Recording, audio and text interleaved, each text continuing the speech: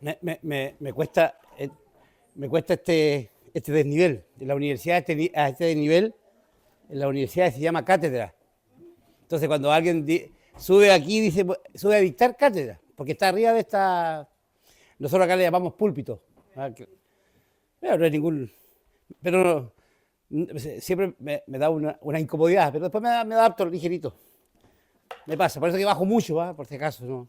Aparte que mi personalidad está siempre no muy tranquilo. Bueno, saludo a todos en el nombre del Señor. Siempre cuando los hermanos dicen algo previo o oran, hacen reflexionar sobre la responsabilidad de estar aquí. Una reflexión profunda. Me gustó mucho lo que dijo el hermano Guillermo delante. Es bonito sentir emociones. Es hermoso sentir emociones. Pero las emociones se deben ordenar. Estoy de acuerdo con eso. Muy, muy de acuerdo. Hay momentos de pena, de lágrimas, de tristeza profunda. Hay momentos de alegría, de jolgorio, no sé, a ver, definirlo como emoción de nuevo, de emoción, porque andaba buscando un sinónimo pero no me salió. Y es bueno tener esa sensación de que estamos vivos, de que el Señor nos dotó de eso. Porque el Espíritu Santo igual se entristece, dice, no entristezcáis al Espíritu Santo. O sea, nuestro Dios y Creador también tiene profundas emociones. Somos hechos a imagen y semejanza de Él. Por lo tanto, hay que bien usarlas. Las emociones hay que ordenarlas, hay que bien usarlas. Si yo traigo aquí un animador de esos profesionales, en 15 minutos ustedes los tiene saltando y los tiene gritando y los tiene hasta llorando si quisiera. Porque juegan con nuestras emociones. Y eso está en el mundo secular y está en el mundo religioso. Si alguien me pregunta a mí cuál es lo más importante, es difícil responderlo, pero parto por las convicciones. Como Pablo definió a Timoteo, porque yo sé en quién he creído. Y las convicciones tienen un sustento profundo en el saber, en el conocer. O sea, la acción de fe, que es una de las cosas más complejas de la mente humana, la acción de creer, la acción de fe, es eminentemente racional. No es emocional. La emoción es un efecto. Importante, lindo y hermoso, pero efecto. No parte de ahí. Entonces, porque yo sé en quién he creído. Y saben, queridos hermanos, eso me emociona. Así que, muy buena reflexión, hermano Guillermo. Se le agradezco para mí hoy día. Bueno, vamos a lo que nos convoca. La verdad que el tema, al pobre Gadareno nos lo hemos soltado estos días. Pero nos sirvió de harto, el Gadareno. Señor, ay, a veces uno no entiende, como decía Cintia, los propósitos. El Señor cruza el mar, navega en una noche de tormenta, se pone a dormir. Miren, qué liderazgo es el Señor durmiendo. Los líderes no duermen. El Señor dormía. ¿Sabe por qué? Porque una mujer dijo la otra vez algo aquí que me gustó mucho. Porque si el Señor duerme, tenemos que dormir todos. No en el sentido de que flojemos. Es estate tranquilo, eso quiso decir. Si yo duermo, duerman. Si yo estoy preocupado, preocúpense. Si yo camino, caminen. Si yo oro, oren. Si yo velo, velen. Si yo duermo, duerman. Y el Señor cruzó el mar esa noche durmiendo. Y los pobres seres humanos, llenos de preocupaciones, llenos de incertidumbre, llenos de incógnitas, ven el viento, ven las olas. El viento en las olas oirán tu voz, sea la paz. Un himno hermoso cantábamos cuando era niño yo. Y Y ahí quedan al descubierto, todas nuestras flaquezas, todas nuestras... Cuando Pilato llegó a... Mire, me gusta esta parte de los judíos. Los judíos tienen muchas cosas buenas y tienen muchas cosas malas. Pero esto me gusta. Cuando Pilato llegó a Jerusalén y llevó los ídolos de los romanos y llevó la estatua de Tiberio para que sea puesta en su lugar central y varios otros ídolos romanos, otros dioses romanos, y los llevó a Jerusalén desde Cesarea, porque ahí estaba su capital, en el mar, a la orilla del mar, los llevó a Cesarea, y los judíos, que en esto son muy celosos, desgraciadamente en la vida diaria no, pero en estas cosas que son así, son muy celosos, como el Señor le dijo, fariseos, ¿qué? Diezman hasta el eneldo, pero son sepulcros blanqueados. ¿Sí? En ese sentido, bien. Y cuando Pilato dijo que iba a instalar, ellos se rebelaron. Y Pilato dijo, no voy a dar ninguna señal de debilidad contra estos judíos revoltosos. Y los juntó a los líderes en un enlosado, que a los romanos les gustaba mucho tener estas planchetas de piedra bien pulidas para que ahí era muy formal en eso. Le heredamos eso un poco a los romanos. Y cuando le dice, aquí se va a instalar la religión romana, y los judíos dijeron, no, se va a instalar la religión romana. Entonces Pilato ya tenía preparado y los legionarios romanos rodearon a los egipcios y dijo, si no permiten, los vamos a matar a todos. Y los judíos, dignos de su historia, se hincaron en el suelo y le pusieron el cuello para que les corten la garganta. Ya, empiecen a matarlo. Y eso conmovió a Pilato. Y dijo, contra esto no puedo. Pescó su ídolo y se lo llevó a Cesarea. Cuando somos probados, ahí está la diferencia. Expresamos lo que somos, manifestamos lo que hemos creído, o nos debilitamos, nos colocamos como masa blanda. Ser cristiano es complejo. ¿Cuánto cuesta ser cristiano? La verdad es que cuesta todo. Entonces cuando el Señor va a Gadara, Él está diciendo a sus discípulos, si yo hago esto por una persona, es porque una persona es más que todos los tesoros de este mundo. A veces pensamos que las multitudes son las que importan. No, son las personas. El ser humano individual. Que obviamente no estoy propiciando el individualismo como forma de vivir. Nosotros los cristianos tenemos que preocuparnos los unos por los otros, amar los unos por los otros, reírnos con los que lloran, llorar, gozarnos con los que se gozan, apoyarnos, darnos fuerza, ánimo. El Señor demostró todo eso en ese viaje. A Galaad, a Gadara, tierra de gente egoísta que solo pensaba en su beneficio personal. Histórico. Más de 1.000 años, 1.300 años, habían decidido quedarse ahí porque las llanuras verdes les permitían criar bien su ganado y no tener un compromiso tan estricto con el pueblo de Israel que estaba al otro lado del Jordán. ¿Eran valientes? Sí, eran valientes, todo eso lo dijimos ya. Cuando se necesitaban, estaban. Sí. Pero el resto del tiempo vivían su vida. Y no les importaba ser sincréticos, tomar las cosas de la tierra, mezclarlas con las de ellos.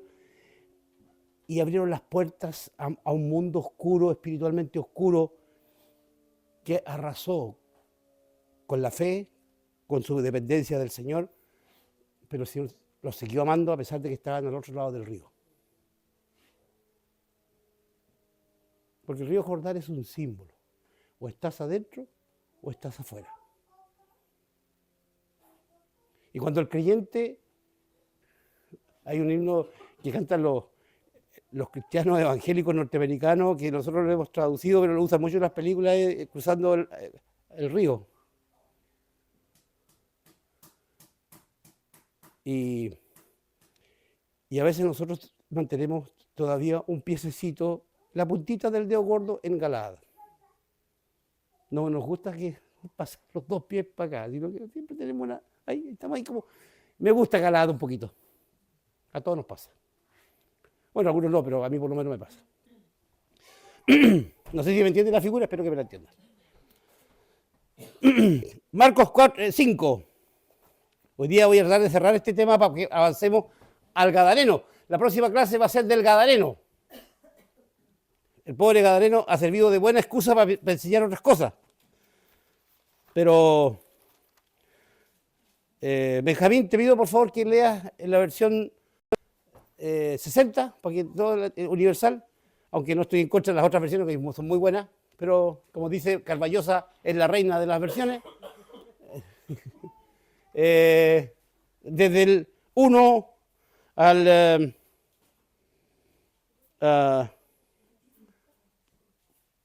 14.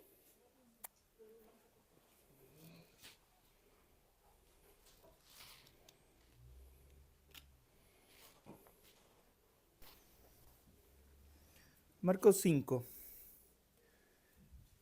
Vinieron al otro lado del mar, a la región de los Gadarenos, y cuando salió él de la barca, enseguida vino a su encuentro, de los sepulcros, un hombre con un espíritu inmundo, que tenía su morada en los sepulcros, y nadie podía atarle ni aun con cadenas, porque muchas veces había sido atado con grillos y cadenas, mas las cadenas habían sido hechas pedazos por él, y desmenuzados los grillos, y nadie le podía dominar.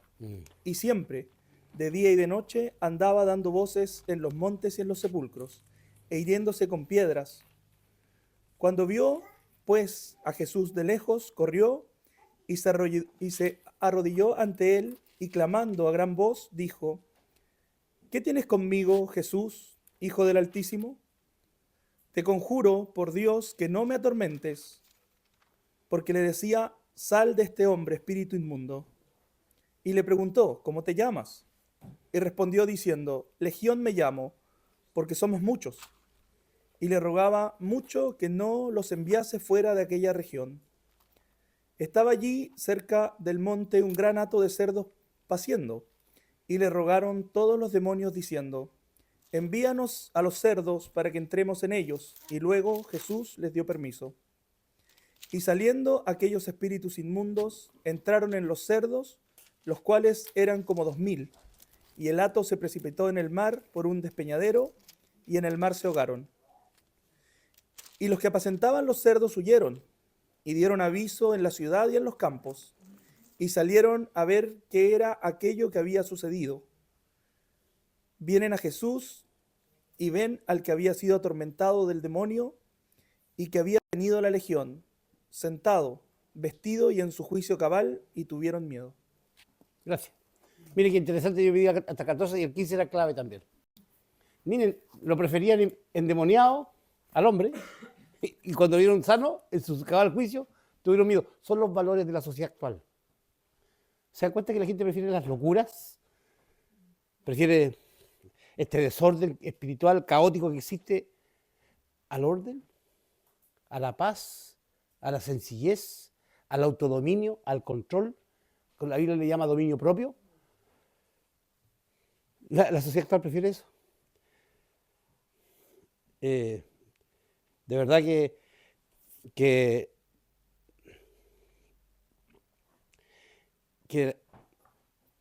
seguir este tema, yo les quiero decir que es bien complejo, ¿eh? Es muy complejo. Pero buena parte de lo que le pasó a este hombre es efecto de lo que le pasó a su entorno espiritual, su familia, sus tradiciones, sus costumbres, sus convicciones. Una palabra que se comenzó a usar hace 20 años como casi una explicación para todo, pero que sí es buena, sus paradigmas, sus modelos. Todos nosotros somos hijos de un modelo. Todos somos consecuencias de algo que nos formó en lo micro y en lo macro. Tenemos una historia, tenemos una tradición, tenemos una idiosincrasia. Nosotros somos resilientes acá. O sea, se nos puede vender el mundo abajo y en 3 días lo tenemos levantado. No, y eso es verdad, eso es parte de nuestra historia. Pero también somos ladinos. Bueno, para hacerle la vuelta, también. Entonces, somos hijos de eso. Nosotros los cristianos, un historiador, sociólogo alemán del principio del siglo XX, Max Weber, decía que los países del norte de Europa son desarrollados porque tienen la moral cristiana que los obliga a ser honestos, trabajadores, serios, responsables. En cambio, los del sur de Europa, él hablaba, Max Weber, me imagino que lo conoce, decía, bueno, ahí está todo lo ladino, lo pillo, el camino corto, el saltarse el cerco. Entonces, cuando nuestros ancestros se juntaron acá, españoles y gente de la tierra, se juntaron, los españoles venían a hacerse en América, a ellos no les importaba esta tierra. Ellos venían a hacerse en América y después irse. Entonces no amaban, no vinieron con su mujer ni sus hijos. Esas quedaron allá. Porque eran... Y a nuestra tierra chilenita que está acá en el sur del mundo, lejos de todas partes y cerca de ninguna, se vinieron los más pillos de todos, los más sinvergüenzas. Y los que venían para acá era porque generalmente venían arrancando de la justicia. Entonces nuestros ancestros eran muy honorables, que digamos. De verdad. Lo peor del reino venía para acá, del reino de España. En cambio, cuando uno ve otras colonizaciones, ya, iba la familia, con el hombre con una especie de asadón en la espalda, una Biblia acá debajo. Es casi como una caricatura, pero así era más o menos. Entonces somos hijos de cómo nos forman. Y la responsabilidad, acá hemos insistido en eso. Las familias cristianas tienen que ser responsables con sus hijos. El gadareno es producto de una mala familia. Familia que no lo cuidó en lo espiritual, lo dejó hacer lo que quiera. O sea, él tenía un amigo, eran dos endemoniados. Lucas era del otro, el otro me parece que no era tan complejo, pero era endemoniado al final. Y se tienden a juntar.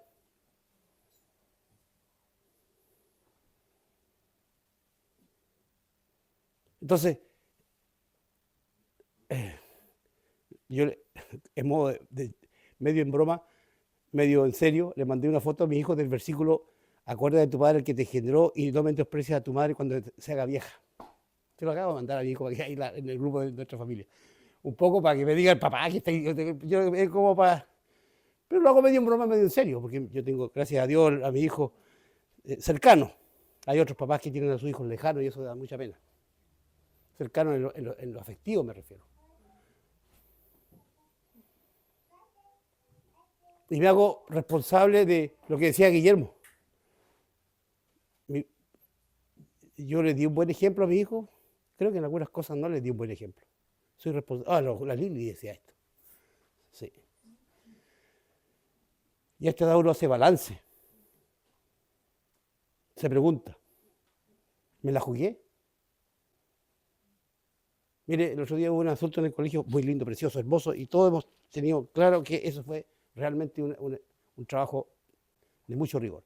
Pero eran los chiquititos. Los más grandes, muy poquito. Y las mamás se tiraban de guata a sacarle fotos a los chiquititos. Yo estaba ahí. Y de los que tienen 13, 14 años, con suerte llega al 10%. Ya dejaron. Fuchi, no me moleste. Tú haces tus cosas y ya no eres parte de mi preocupación. O sí eres, pero prefiero no meterme en tus cosas. Y el adolescente parte de los 12, 13 años solo. Y construye su camino solo.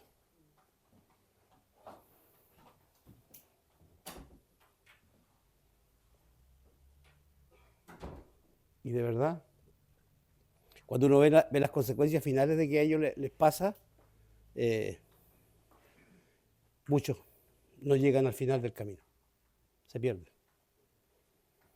Mire, en Deuteronomio, que es para mí el libro de pedagogía más lindo de toda la historia, yo soy pedagogo, o trato de ser pedagogo, mejor dicho. Trato. En su cántico, Moisés hace como una reflexión de la responsabilidad de la generación que está con la que viene. Luis dijo algo, yo nunca paso las palabras que se dicen como que pasan nomás, yo me las engancho. Luis dijo, esta generación, y habló de la siguiente generación en tu intervención. Mi generación está de salida. Todavía le queda un poco de cuerda, pero ya la cuerda se está gastando ya, rápidamente. Y hay una generación que está entrando y una que viene detrás. A mi generación le correspondió darle la vuelta a este mundo. La generación que nació entre 1955 y 1975 fue la generación que dio vuelta a este mundo. La que digitalizó este mundo, la que lo universalizó, la que lo conectó, la que transformó este mundo en una aldea global, como dice aquel. La generación que tiene hoy día 35 a 40 y un poquito menos, está disfrutando de eso. Y obviamente le va a pegar un impulso potente de nuevo, con la inteligencia artificial. Y en 40 años más, si que si yo no viene antes, y la generación que está hoy día naciendo va a tener un coeficiente intelectual entre un 10 y un 15% menor que el de hoy día. Porque no necesita usar su cabeza. No necesita leer, no necesita reflexionar, necesita argumentar, necesita laborar. Eso no lo digo yo, por si acaso.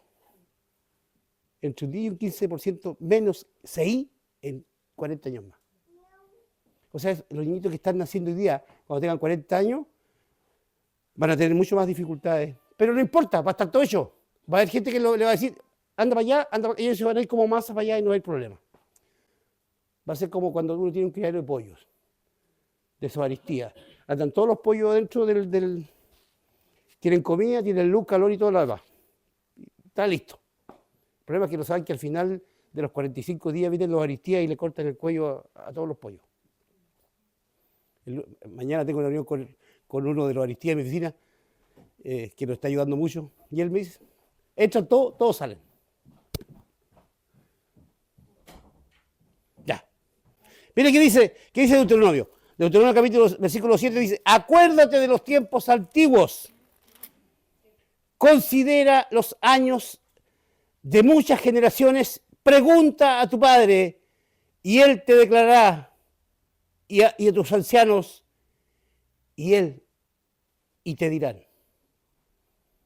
Oye, esto tiene que ver con, acá Moisés está diciéndole a esa generación que no vio Egipto, que no vio el Mar Rojo abierto, que no vio los juicios de Dios contra el faraón, pregúntale a tu padre, a tus mayores. Esto no está hablando del caballero de que viven dos cuadras más allá, está hablando de creyentes, de personas que asumen su condición espiritual frente a Dios. Y el muchacho, la jovencita, pregunta a su padre, ¿en qué crees tú, papá? ¿En qué crees tú, mamá? ¿Y cómo lo evidencias? ¿Dónde está tu nivel de consecuencia? Porque admiro cómo eres, porque me entusiasma tu forma de ser, porque quiero ser como tú, porque no quiero que me traigan las luces de afuera, la que los jóvenes miraban en Israel y miraban a las tribus de la tierra que no fueron erradicadas, exterminadas. Así era duro. Los jueces dicen, y no lo lograron, y no lo hicieron. Esa es la frase más común del libro de Jueces. Negociaron, hicieron pacto con los pueblos de la tierra. Pagaron las consecuencias. ¿Y por qué pasa eso? ¿Por qué pasa eso? Versículo 14 del mismo libro dice, mantequilla de vacas y leche de ovejas, con grosura de corderos y de carneros de Basán, también machos cabríos, como lo mejor del trigo y de la sangre de la uva bebiste vino. Pero engordó Jerusún y tiró coces. Estoy leyendo la versión ya un poquito antigua, por ese lado me hubiese convenido leer en la versión más nueva. Coces, golpes. Entonces abandonó Dios que lo hizo. Perdón, entonces abandonó al Dios que lo hizo y menospreció la roca de su salvación. Le despertaron los celos con los dioses ajenos. Lo provocaron a ira con abominaciones. Sacrificaron a los demonios y no a Dios. Y a dioses que no habían conocido, a nuevos dioses venidos de cerca, que no habían temido vuestros padres. Y de la roca que te creó te olvidaste y te has olvidado de Dios, tu creador. Comenzó el bienestar, comenzó la holgura económica, comenzó la autoindependencia. ¿Qué le pasó a los países del norte de Europa hace 30, 40 años atrás? Al verse en la riqueza y en la opulencia, se deshicieron de Dios. ¿Qué le está pasando a los países de Norteamérica, Canadá y Estados Unidos incluidos? Se están olvidando a pasos agigantados de Dios. ¿Para qué necesitamos a Dios si nuestras mesas están llenas? Tenemos abundancia de todo. Podemos darle a nuestros hijos lo que ellos quieren. Pero ¿sabe qué? Cuando el bienestar material viene y ensoberbia a las personas, la Biblia dice, mira, la Biblia dice algo muy sabio. No tengas poco para que maldigas, ni mucho para que te ensoberbezcas. Ten lo justo para vivir bien. Y darás gracias a Dios por eso todos los días. Entonces, cuando se viene la opulencia económica, crecemos, qué bueno, me gustan los dioses que están afuera y me gusta sacrificar a los ídolos que están afuera. Y comienzan prácticas que tienen que ver con el hedonismo, con aquellas cosas terribles que van condicionando la vida y que son tan sutiles de atrapar a las generaciones más jóvenes. Te olvidaste del Dios que te creó. Esta sociedad está así. Mire, no sé cuántos de ustedes se informarán bien. Yo trato de informarme, no digo que bien, pero trato de informarme. Y este mundo está convulsionado. Los chiquititos de 15, 14, 16 años tal vez no tienen idea de lo que está pasando en el mundo, como para pegarse una preocupación espiritual.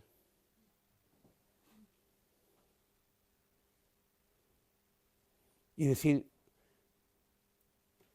Señor, te quiero buscar porque no lo encuentro en estas cosas que están pasando, una explicación consistente. Tampoco me quiero enajenar. Entonces, a nosotros nos toca traer a la memoria los tiempos antiguos. Mostrarle a nuestros hijos las bendiciones de Dios. Yo me acuerdo de mi abuela y le rindo un homenaje a mi abuela Luisa, la mamá de mi mamá,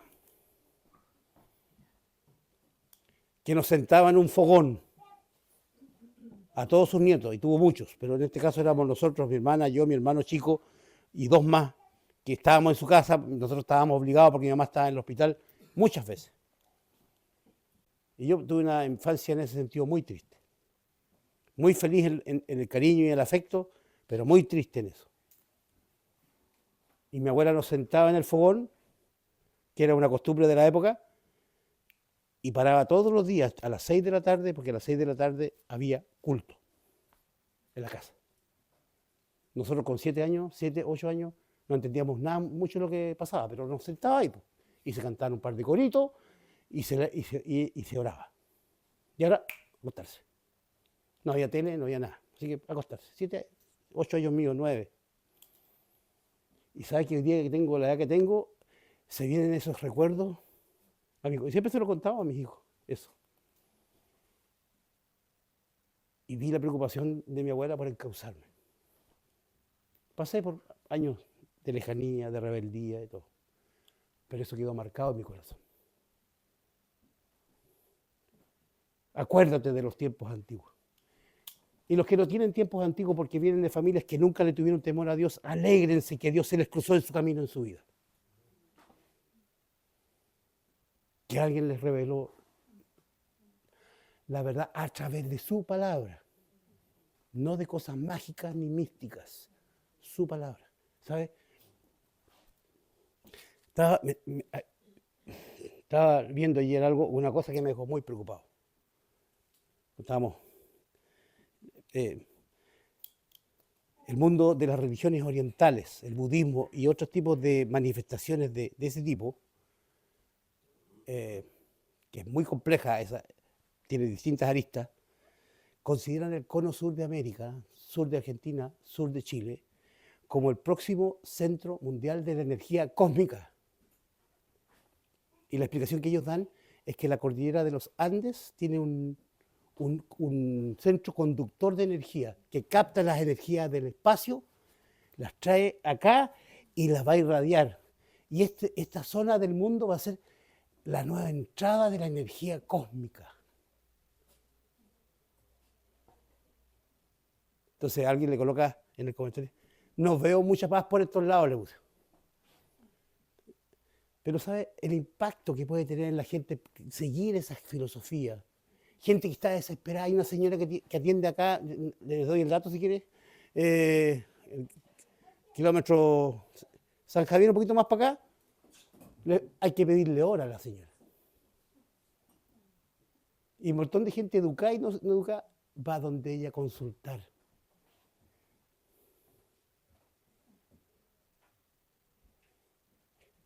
Si no somos capaces de cuidar el temor del Señor y entregarlo a nuestros hijos, no nos lamentemos después.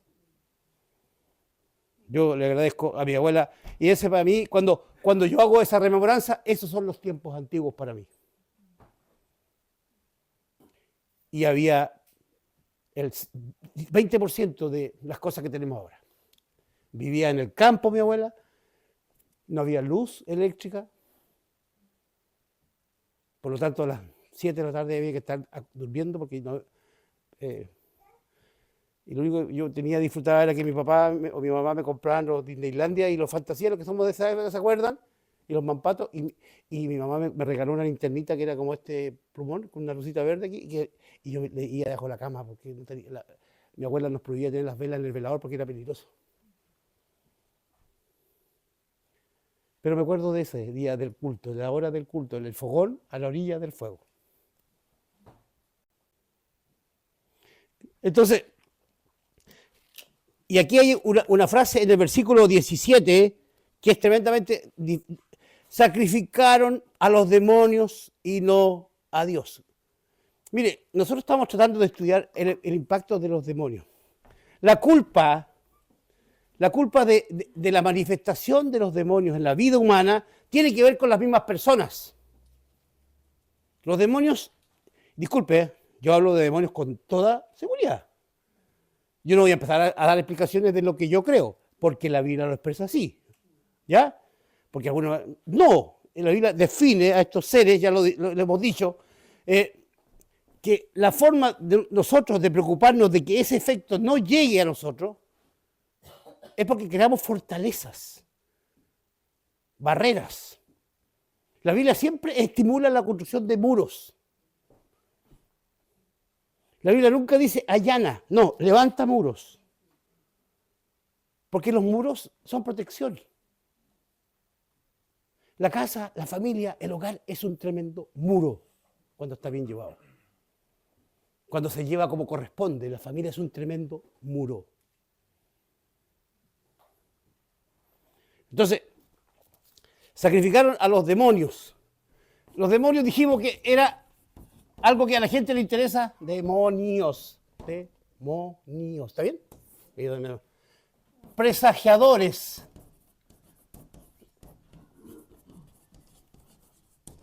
De fortuna. Eso significa más o menos en original. Hay algunas excepciones, pero la mayoría llega a este acuerdo. Daimon, presagiadores de fortuna. los que me pueden predecir cómo me va a ir. Y eso es interesante porque eso es un portal que se abre. Cuando yo estoy preocupado de mi futuro personal y trato de ver cómo lo puedo ver, uno dice, esto es importante. ¿Sabe que líderes mundiales consultan a agoreros? Me acuerdo que en mis tiempos, cuando era muchacho, salía en la revista Life y Hechos y otras revistas que circulaban en aquella época. El presidente Nixon consultó a su adivina. Y el presidente de Estados Unidos consultaba a su adivina. Y sabemos que ¿cómo se llama? En el Kremlin había un grupo de sabios que también asesoraba, pero de sabios de este tipo, no de... Miraban augurios, miraban... Y los romanos sacrificaban un pájaro, un ave o un cordero y le sacaban las vísceras para ver cómo iba a estar la cosa. Y sabes que ese es el primer portal para que los demonios entren. Cuando queremos resolver nosotros, anticiparnos a lo que Dios ha dicho y comenzamos a preocupar. Por eso que se llaman demonios. Entonces, ¿cuál es el propósito de los demonios? Voy a andar rápido. Vienen a matar, hurtar y destruir. El Señor aquí lo define como ladrón, pero es una figura.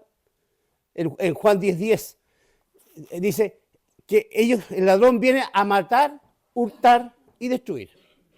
Le interesa que usted pierda su control, su autocontrol. Una de las cosas que los demonios quieren hacer, y la influencia de los demonios hoy día, por si acaso, para que no está tanto en la posesión demoníaca, porque a la gente le gusta eso, ¿eh? El día menos pensado. ¿Cómo se llama ese? Carlos Pinto se llama el programa. ¿Eh? Y nos comienza a contar historias y uno pero eso es así, el 0,01% del impacto. Eso es como el endemoniado gadareno. Al Señor le dio importancia en todo caso, pero porcentualmente es muy bajo.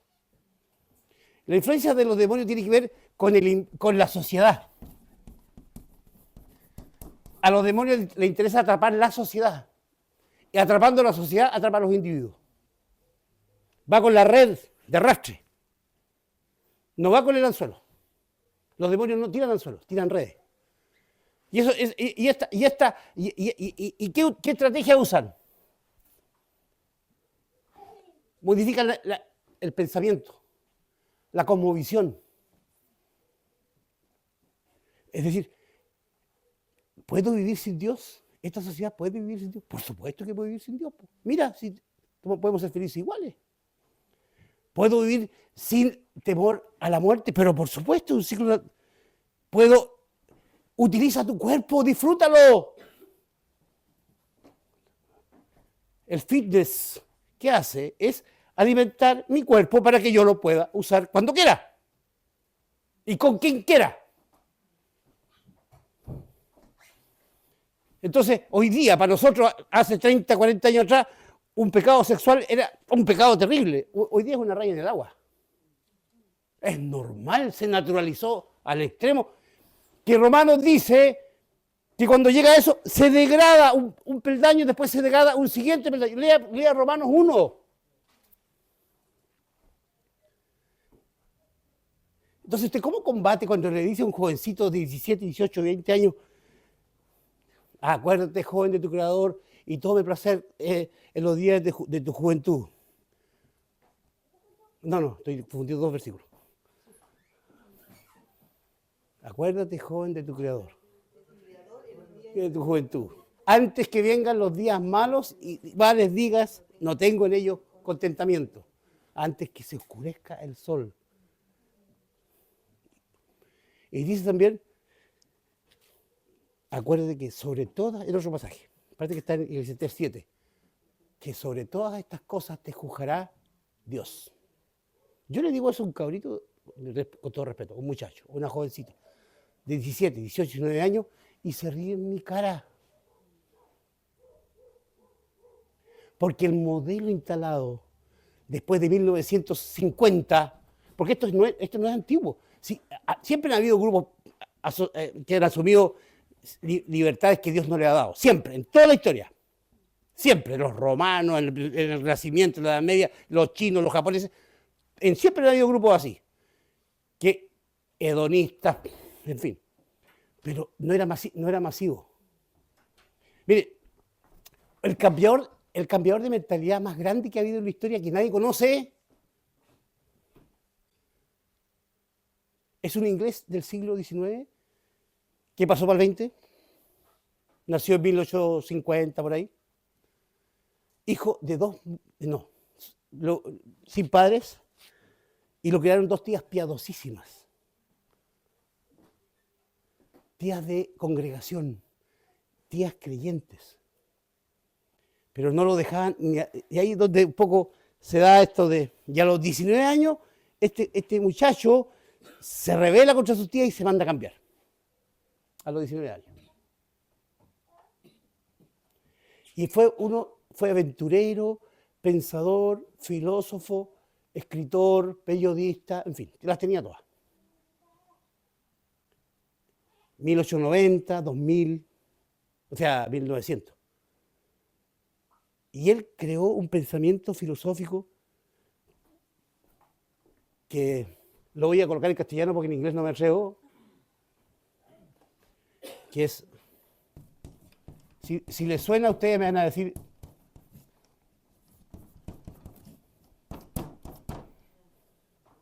déjalo, ¿está bien? Ahí. Ya tengo mis dudas, yo tengo mal problema. Let it be. ¿Le suena? Let it be, let it be, let it be, let it be. John Lennon, 1964. Pero John Lennon lo recogió de otros tipos que venían antes que él, y esos tipos en la década del 40 lo recogieron de otros tipos que venían antes que él y que se fueron a Hollywood. Esos tipos transformaron en California, porque en Nueva York no le dejaron, y llevaron la industria del cine a California. Porque los californianos querían que se vengan todos para acá y que no había impuestos, así que, y levantaron la capital del cine en California, pero se fueron llenos de estos valores del let it be. No hay que rendir cuenta, sé cómo eres, no le tienes que rendir cuenta a nadie. Se acabaron los preceptos de la ley de Dios. ¿Qué tiene que ver? Sácalo de tu vida eso, hazlo como quieras. Aleister Crowley se llama este tipo. Y cuando tú lees la biografía de John Lennon y ves la biografía de muchos otros personajes de esta época, él tiene una tremenda influencia. Él influenció a personas como Nietzsche. ¿No? Nietzsche es famoso. Él, Aleister Crowley, no es famoso. Entonces los demonios, cuando quieren actuar, esta frase destrozó miles de millones de personas. ¿Por qué? Porque le hicieron perder la sensación de responsabilidad espiritual y trascendente. Vive hoy. Los griegos ya lo dijeron. 2000 años atrás, 2500. Después de esta no hay otra. Listo. El que es clásico, que piensa que la gente que es de los griegos, come y bebe que mañana te mueres. Pero este hombre lo sistematizó, este hombre. Y obviamente él creó una logia, de verdad, si alguien le busca la biografía de él, se va a encontrar con este tipo de cosas. Él creó una logia donde veneraban a ciertos cuerpos demoníacos, porque esos demonios, lo digo porque está en su biografía, lo habían iluminado para esto. Y nosotros le compramos enterito todo, y ni siquiera lo reflexionamos a Hollywood, a, ¿cómo se llama esto? A MTV, no, ¿cómo se llama yo me pierdo, que tocan música, ¿cómo se llama los premios, ¿cómo? MTV está bien. Los Grammy y todo eso, y ahí vemos a Lady Gaga blasfemando, y vemos y más encima le encontramos tan buenas las canciones. Y Lady Gaga blasfema. Me enamoré de Cristo, pero prefiero a Judas traidor. Eso dice su letra. Me enamoré de Cristo, pero prefiero a Judas traidor. Y los muchachos saltan y bailan con esas canciones, adorando ídolos. Y por eso que necesitamos perder el control que nos queda, porque hay una palabra que los demonios no pueden controlar, pero la destruyen, que es la conciencia. La conciencia está en todos los seres humanos, pero la Biblia dice que en la medida que tú escalas en la maldad, se cauteriza la conciencia. Se vuelve insensible. La lepra del pecado mata la conciencia, la deja muerta. Por eso que el pecador, y uno se pregunta, esta gente que hace daño a otra persona, que lo asalta, que lo acomete con violencia, ¿dónde? El remordimiento no existe. No tiene ningún problema en dejar a alguien muerto, en destruirle su vida. ¿Sabe? Porque ellos también son presas de esto. Han escalado hasta que su conciencia se anula. Entonces, por eso que cuando nosotros volvemos a Cristo, ¿sabe una de las cosas que ocurre? Estamos muertos, dice, muertos en delitos y pecados. Estamos muertos. Y un muerto no tiene sensibilidad. Entonces, cuando el creyente se regenera, porque esa es la palabra teológica que corresponde, vuelve a tener conciencia viva y siente el pecado. Un creyente que no siente el pecado no es creyente. A usted se le salió una mentira por ahí y se da cuenta, ¡ay, mentí! Le duele. Vio algo que no corría, le duele. Dijo una palabra que no correspondía, le duele. Si no le duele, como decimos acá en el sur de Chile, está mal peladito el chancho. Porque los demonios cuando actúan sobre la sociedad que impactan los individuos. Y lo que no quieren es que tengan sentido de trascendencia. Y Eclesiastés dice, yo puse espiritualidad, eternidad en el corazón de ellos. Sabemos que hay una cosa a la cual debemos responder. Y llega un momento cuando estamos cerca de pasar el umbral o cruzar el río, como decía la mitología griega, hay como que nos vienen las reflexiones. Mientras tanto, cauterizados. Y tenemos los medios que nos alimentan, nos nutren de basura, algarrobas, y yo me siento muy dichoso de lo que estoy recibiendo. Tenga cuidado con lo que ve, con lo que escucha. Yo trato de... mi vida es breve, no la voy a estar desperdiciando en mugre. Se lo digo en serio, ¿ah? Así que cuando selecciono para leer o para ver, me cuesta porque tiene que ser algo que me deje algo. No digo que de repente no me gusta ver una película de acción porque sería mentiroso, pero es una vez cada 15 días, una cosa así. Mi tiempo lo ocupo más en otras cosas. No porque yo me crea mejor, ya ha pasado los años. La sabiduría, cuando uno ya se ha pegado muchos porrazos, intenta evitar la zancadilla. Entonces mejor las rodillas las tengo bien machucadas, así que prefiero que no seguirme cayendo.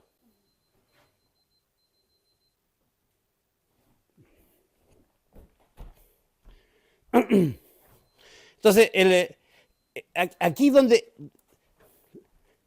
hay una anécdota, un chiste, un joke, no sé cómo le llaman, que dice que el diablo llegó llorando al cielo y le preguntaron por qué llora. Porque los hombres me echan la culpa de todo lo malo que hacen ellos. Y es verdad, ¿eh? No siempre es culpa del diablo.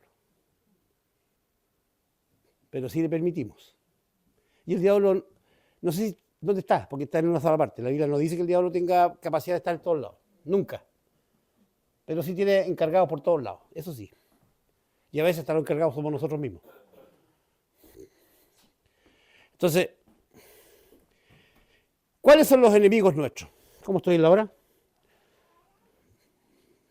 Me queda menos, no mentira, me queda menos. ¿Cuáles son los enemigos de nosotros?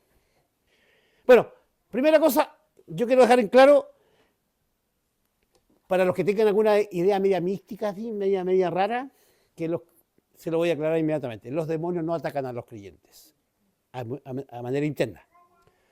Es decir, voy a hacerlo, perdonen para los que no son muy creyentes en esto, pero tengo que ser lo suficientemente claro. Un creyente nunca va a ser poseído por los demonios. Nunca. Nunca, y eso se lo categorizo. ¿Que sí va a ser afectado exteriormente? Sí, eso sí lo dejo claro. Si usted es alguien al que el enemigo lo considera un objetivo, un blanco, una vez una persona me dijo a mí con los ojos transformados, me dijo, a ti te conozco. Y a Marcelo igual le dijo lo mismo.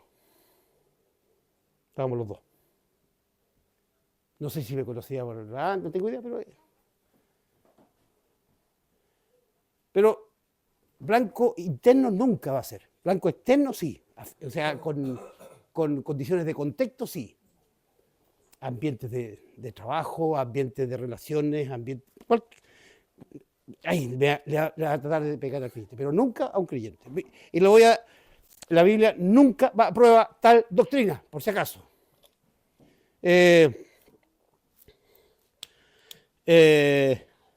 Romanos 8, 9 y 11, para que nadie se quede con dudas de esto. Nadie se quede con dudas. Romanos 8, 9.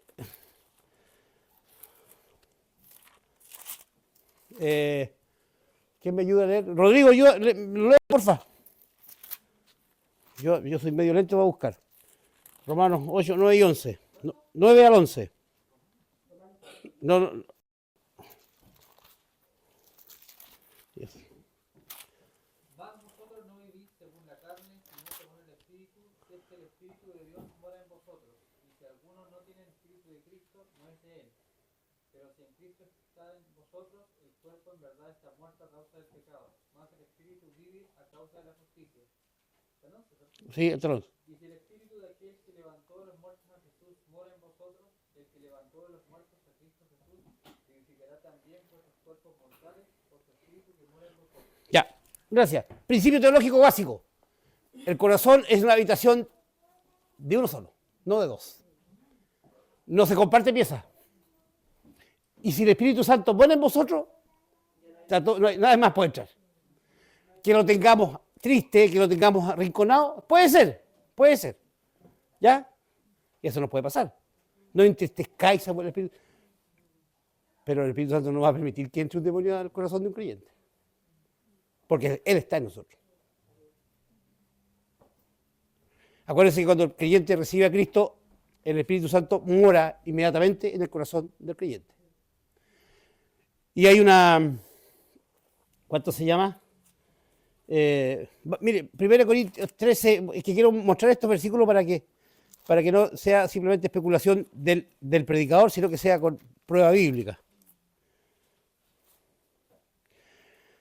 1 Corintios 13, 3:16 dice, ¿no sabéis que sois templo de Dios y que en vosotros mora y que el Espíritu de Dios mora en vosotros?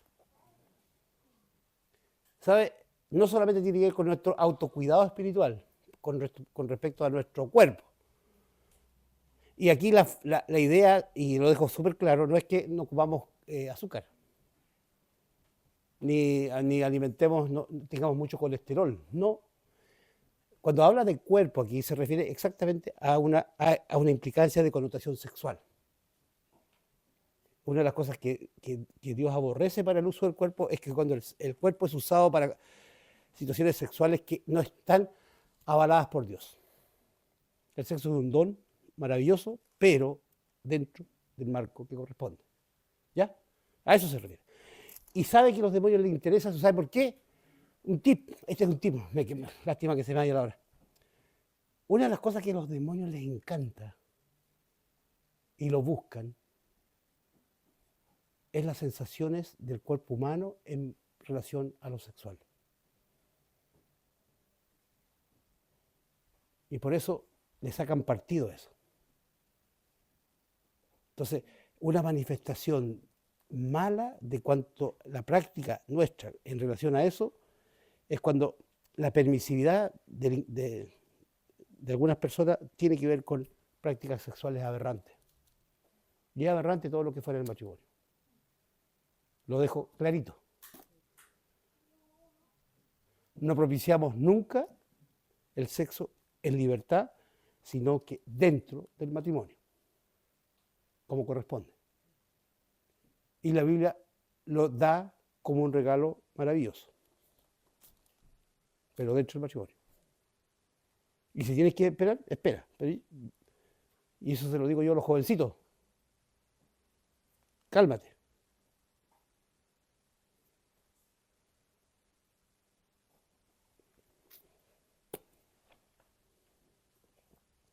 En 1 Corintios 6, 19 dice: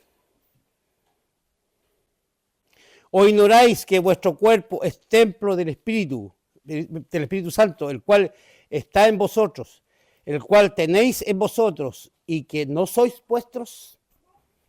También tiene que ver con esto de preservar el cuerpo, de preservarlo.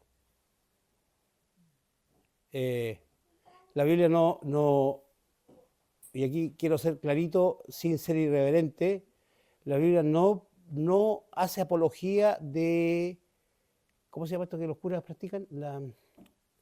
Celibato. No. La Biblia propicia que el hombre y la mujer se junten en matrimonio y lo estimula. Llenad y multiplicaos. No veo cómo se hace, excepto así. Lo que la Biblia no propicia es abusar de un don que es trascendente porque es el don que genera vida. Increíble. Entonces, este es un gran portal cuando uno se deja llevar por el hedonismo y la sexualidad desenfrenada, fuera del matrimonio,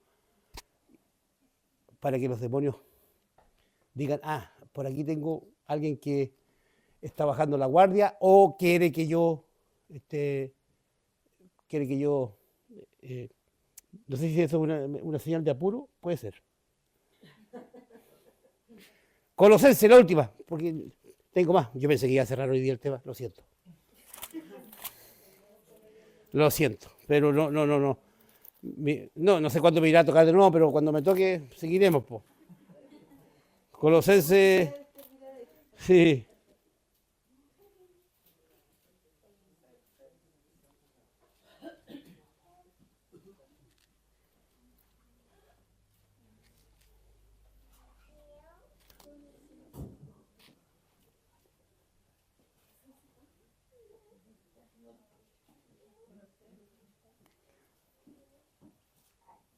Dice el 12, Colosenses 1, 12.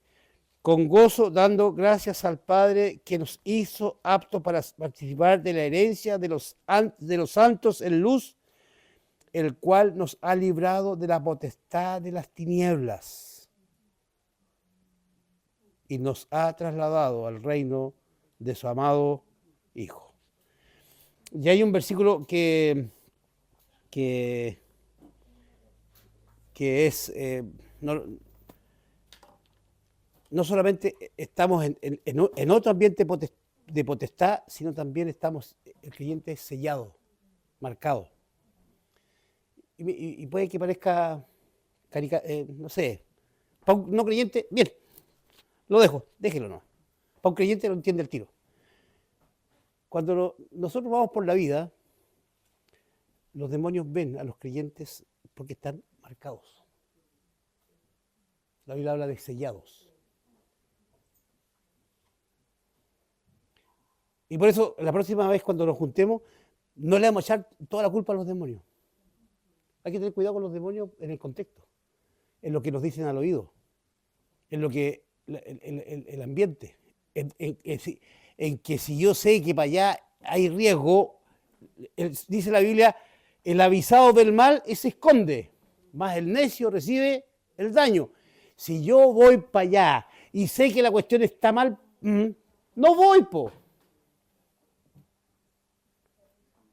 ¿Acaso en la universidad a uno no lo invitaban a ciertos lugares y uno decía, no, gracias?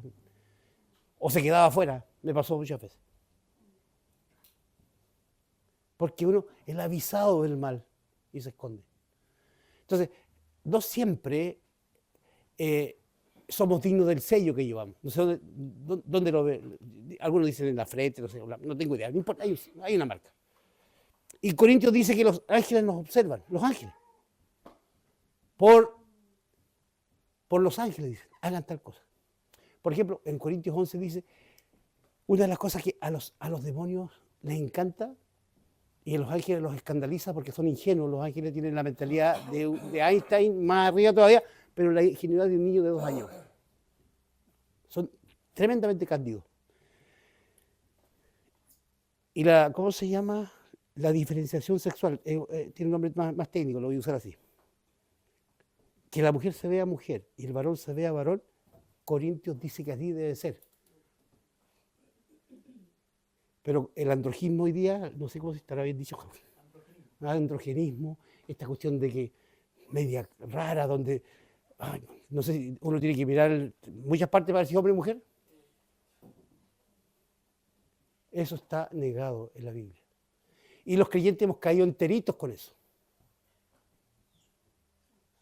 Y lo dice 1 Corintios 11, léalo. ¿Cómo se llama?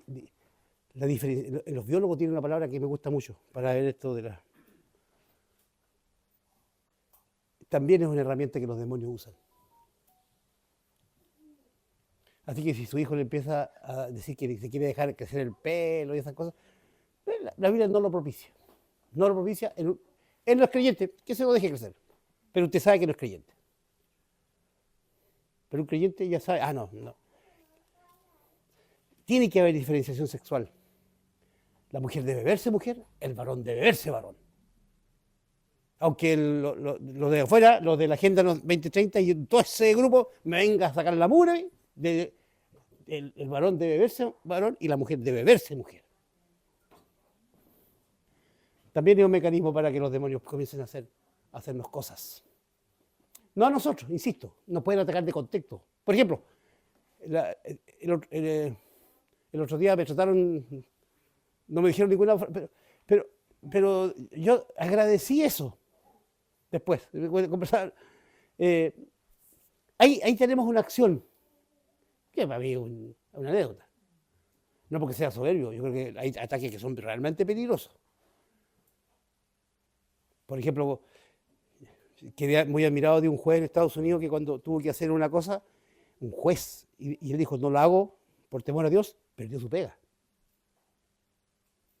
Esa es consecuencia. Yo le ruego a Dios que no me pruebe a ese nivel.